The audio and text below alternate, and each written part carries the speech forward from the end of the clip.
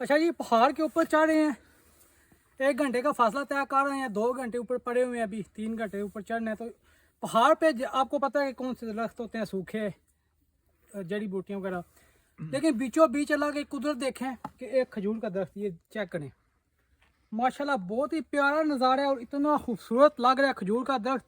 यकीन माने कैमरे की आंख से मुझे नहीं पता आपको कैसा नज़र आ रहा है, लेकिन हकीकी आंखों से देखा ना तो यार इतना खूबसूरत व्यू।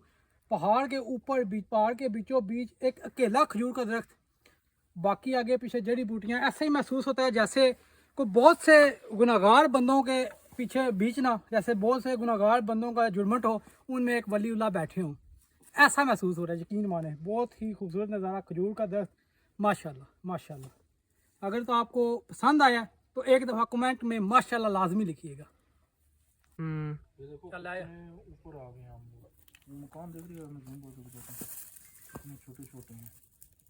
और अभी कम से कम बहुत ऊपर जाना है, नजर नहीं आ रहा, मतलब क्या बताऊँ, ऊपर जाना है।